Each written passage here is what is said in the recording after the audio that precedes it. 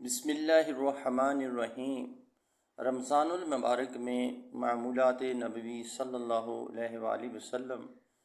رمضان المبارک کے ماہ سعید میں حضور نبی کریم صلی اللہ علیہ وآلہ وسلم کے معمولات عبادت و ریاضت میں عام دنوں کی نسبت کافی اضافہ ہو جاتا۔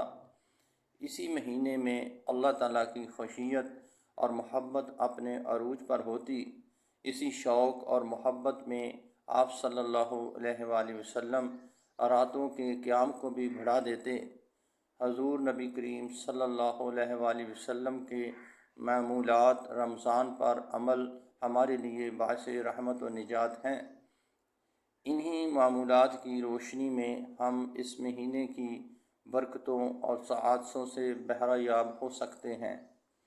حضور نبی کریم صلی اللہ علیہ وآلہ وسلم رمضان المبارک سے اتنی زیادہ محبت فرمایا کرتے تھے کہ اس کے پانے کی دعا اکثر کیا کرتے تھے، اور رمضان المبارک کا اہتمام ماہ شعبان میں ہی روزوں کی کثرت کے ساتھ ہو جاتا تھا۔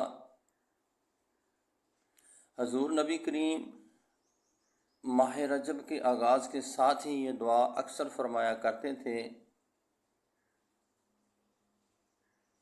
حضرت انس بن مالک سے مروی ہے کہ فرمایا، جب رجب المرجب کا مہینہ شروع ہوتا تو حضور فرمایا کرتے تھے، اے اللہ ہمارے لیے رجب اور شعبان بابرکت بنا دے اور ہمیں رمضان نصیب فرما۔